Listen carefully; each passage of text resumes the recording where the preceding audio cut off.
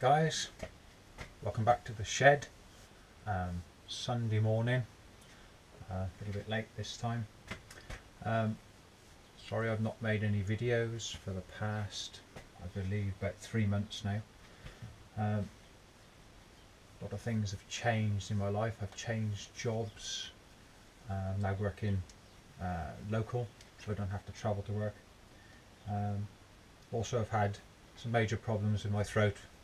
I've had an operation to take out my tonsils and bits and pieces, which for somebody my age has been quite an ordeal to sort of get over, really. I've had major infections with my throat since I was a child at school, and I've tried for 40 years nearly to try and get rid of my tonsils, but eventually they agreed, and that's all behind me. So I've not been out and about, not been making any videos. My speech wouldn't have been understandable to make any videos through the last couple of months. It's not that I haven't been wanting to make videos. As you can see, just a brief change in the shed here. As you guys are probably aware, I used to do all my painting just here in this small area at the back here, all my small parts. I've now taken the extractor fans and filtration out of the shed. This will now just be my sort of mixing sort of room. I've been and purchased a big full-size water base Leckler mixing scheme. I'm going to transfer my weighing scales out of my other room next door into this one and just have this as a mixing room. The extractor fan and setup that I used to have, I've now made portable. I've put it onto a trolley. It's quite a basic thing, really. I'm now going to be painting from like a mobile polythene painting room outside this shed now, whereas I can collapse it away, put it away when I don't need it, put it back up when I do. Give me more space so I can actually demonstrate bigger parts here. So I can now, it'll probably be about 12 or 15 foot in size, so I can get full-size bumpers, 2 or 3 panels at a time, sort of half, maybe a third the size of a paint shop, and that'll be outside. I should be using the mobile extraction unit outside. A couple of little things I was going to say today. My quest for spray guns, I've said this and used this comment many times. Love spray guns, love trialing them, seeing what's good, what's bad. If I see some guy on YouTube or wherever that's tried one, I'll do the same. I'll get it and try it, use it, see what it's like, and make my own opinions of what it's like. A friend of mine from Australia, the Gunman, you're probably following the Gunman as well as myself, he's highly recommended over years the FLG 5 Devilbiss finish line gun made in Brazil. Devilbiss quality, good gun, good big fan. Only 2 different setups they normally run with the gun, 1.4, 1.8, same air cap. Everybody that I've spoken to said, great gun, great gun. I didn't particularly want to go out and buy a new one. It's another £100 out the budget for other things that I've obviously been trying to do. So I've waited, and 3 or 4 days ago I found one on eBay, managed to get it for £30. It was a bit of a train wreck, gummed up with paint everywhere you can think of, damage to the casing, to the body, to the pot. It was all a bit of a train wreck, as I say. So my first thing, I told you guys before about my wash tank. Give it a good wash in the wash tank, got all the paint off, stripped the gun completely down just to the body itself of the gun. And here I also do metal refinishing, so I can actually do, as you can see from this polishing mop, I actually do aluminium polishing, so any aluminium parts, mainly for motorcycle stuff, I can repolish back up to a brand new finish. So the gun body, all the defects were taken out with a file, sanded then with some 600 grit on a little DA, a small DA sander, and then repolished. Luckily, from the pictures that I see on eBay, all the fixtures, fittings, all the thread work, nothing was damaged. It was all nice. It was just general abuse. It had just been wiped over after being used and whatever. So my end result is this. So as you can see, you would be hard pressed to actually not know that this was a brand new gun. So as I say, all the aluminium is perfectly polished, back up to like a glass finish. It's a bit silly for a spray gun really. I could have stopped a lot sooner than this. But I have noticed when these guns come out of production, whoever does the polishing, they polish so heavy they drag the writing and it looks like the writing's all blurred and things. So this one is actually finished now better than that one that comes out the factory. So for £30, and it took me about 3 hours I think of cleaning and painting, whatever, I've now got an FLG to try. This is a 1.4, but I've now got one of these to try, which I'll be doing for you guys shortly with some painting. As you can see, it's absolutely perfect. I had to sandblast lots of areas with some glass bead because there was some sort of like tin worm and corrosion building up in some of the bits and pieces. But no damage. There was no damage on it, so it was a well recoverable gun. All inside the portways for the air. Obviously the guy has been painting with moisture in his airlines, so there was a lot of corrosion and things up inside the portways. So I've got a rotary wire brush, a brass wire brush, and actually honed all those orifices out, so they're absolutely like brand new now. So there's no bits, no sediment, nothing's going to come out in my paintwork. That, for all intents and purposes, is a brand new gun now, but for 30 quid. So I was well chuffed with that. One tip I will say, and I only found this out now the last week or so, when you buy a spray gun, a second-hand spray gun as well, you always look at the quality of the air cap. This is the business end of the gun. This always wants to be nice and clean. I bought so many second-hand guns in the past just to try them, and the air caps have normally been damaged because someone's been in there with a wire brush, wet and dry, anything really abrasive to try and get the air caps looking nice. The brass that's inside this chrome plated air cap goes like old water pipes. It all goes dark, it all goes green, it all goes mildewy, it all looks horrible. You don't really want to get anything abrasive on there because you actually pull the little holes that's in the air cap. You actually pull them and they go oval, so they don't paint properly the next time. So you need to be able to clean it if you're that fussy like I am. Some people it doesn't matter because it doesn't affect the gun, it's just the look of the gun.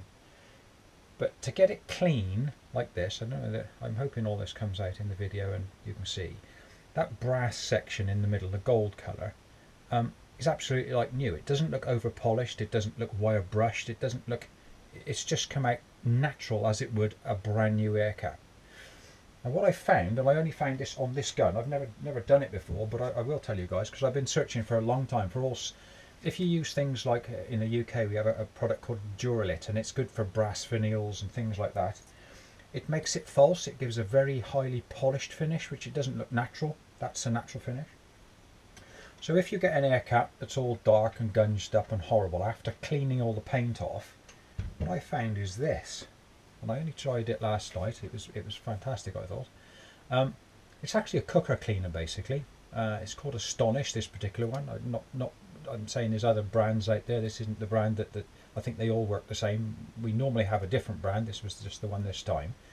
But this cleaning paste that we're supposed to use for saucepans, it's just like a white, it looks like a Ferrecla type paste in the pot. It's quite dry.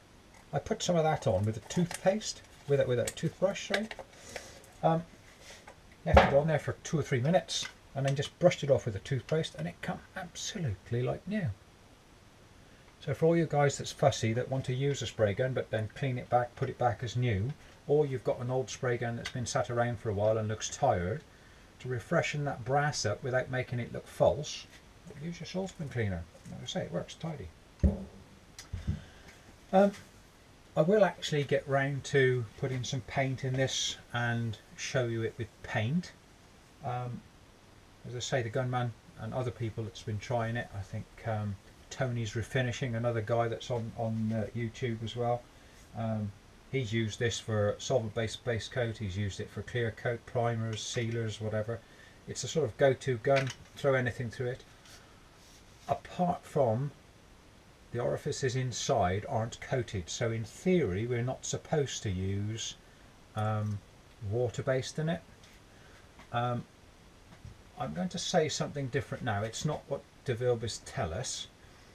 If you put any water-based materials through this, it's going to corrode the aluminium. But if you use the gun, clean it straight away, properly in a wash tank, so the gun is virtually sterilized back through, I can't see that it's a problem. I know it actually works on water-based because I've seen guys using it, but they actually don't recommend it for water-based. It's not actually one that's got a coating. But if you clean it properly, wash it out with solvent after, and make sure it's all dry, I don't think it'll give you a problem. It's certainly in the 3 to 5 years life that you'll have the gun for if you look after it. But mainly this is solvent. I'm going to use this as a primer gun, but I will try it on single stage, and I will try it on solvent based base coat and clear coat, just to see what it goes like. But as I say, this is the gun at the moment. This is aimed at a sort of semi-pro, I'm going to say, not even your hobby guy really. I think you can buy them 99 quid, something like that, for a new gun, so it's a real cheap gun. So if you were the type of guy that just wanted to go out and do 1 or 2 resprays a year or something, everybody's favouring this gun. It's I won't say it's not worth buying a GTI Pro or a Sartor 4000, 5000, whatever. And there's something to remember. This, I believe it's November, 1st of November I think, the Sartor 5500 comes out. So you need to get your orders in now if you want to be one of the first guys to try them.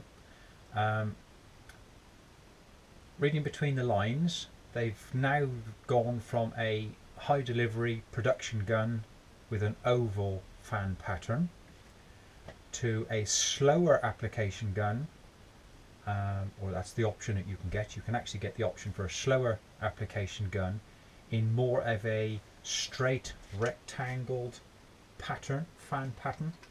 I'm going to say similar to the Supernova, because the Supernova I believe was one of the first ones coming out.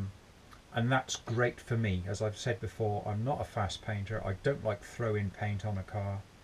I prefer to take my time. The finish is more important than the time it takes for me. If it takes me 6 days to paint a car, it takes me 6 days to paint a car. That's only an exaggeration. I don't care. The answer is in the finish. So I would prefer to put 3 or 4 3/4 coats on a car and get the best finish possible than throw 2 coats on a car that's just thick and wet and just waiting to run off the corners. So that new 5500 Sartor, 1st of November, get your orders in, speak to Matt Stevens, Sartor, start getting some orders in there now. I shall certainly be one of the first ones to get one of those and try that one out.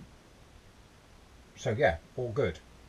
I'll put a little bit of solvent in this gun now. As I say, it's only going to be a short video. I'll just put a little bit of Pleiadian solvent in here now. I'll put a piece of paper up on the back wall. Just give you a quick 30-second demonstration of sort of the fan pattern of the controls on this one. I will try it with paint. I've demonstrated quite a few guns over the years, and the common phrase that I get from most of the people that text me back, they'd like to see it with paint in, not just solvent, and I can appreciate that, because a gun basically sprays quite a bit different with paint in than it does with solvent. But normally in here, as I say, I've got no fan at the moment, so it'll only be a quick squirt. Conventional sort of settings, once again, use a window from 25 psi to 30 psi if you're American, 1.9 to 2.2 bars, European sort of spec. Somewhere in that window, once again, I've said before, not keen on pressures. You actually adjust the pressure to what you're spraying. If it's too orange peel, you put the pressure up, slow the fluid down, whatever. You need to adjust the gun. There's no actual setting. You can set this gun and everybody paints it the same, because every product is the same. This hydrofan system will paint differently to other brands of base coat that I've got, and so forth. So you need to adjust the pressure to what the gun's doing. I normally leave the cheater valve on the bottom of the gun fully out, because I always use a regulator so that I can actually record if I'm painting a particular part on a car and I've matched the orange peel nice. I normally record the viscosity of the paint I used, the pressure that I sprayed it with, So if in 6 months time the customer comes back with a bump, I can replicate what I've done the last time. It's easier to do a blend then or a smart repair on a smaller area if you remember and got a record of what it's done. So with this one, this 2 bars roughly is a starting point, and then go up or down from there to what's happening. So keep your cheater valve open, do all your air regulation from your actual regulator itself. Fluid is the control that goes completely through to the needle, because you're opening and closing that needle differently to allow paint to flow to the tip. So this controls the flow, and the top one there, it cheats up the fan pattern, so you can get from a small spot to a big fan. So same as every gun, it's just conventional. So I'll just give a little squirt. 2 bars. I'll squirt I'll turn the pattern right in, readjust to 2 bars, so that's a little spot. So on the card this will only do just a little tiny spot, so if you're trying to just blow in an edge of something rather than having a big fan, you can just trail along the edge, feather the trigger nicely, small amount of paint. So then anywhere between there and full open fan, which is normally where you would paint anything, full open fan. Same with the fluid, full back, put the whole lot of paint on rather than choking it down. So once again, because I've changed the air through the front of the gun, the pressure's gone down. Bring it back to 2 bars because I need more air to go through a bigger space now in that air cap. So once again, about a hand's distance, 6-8 inches. Transfer that to the wall. I'm going to close that down a little bit.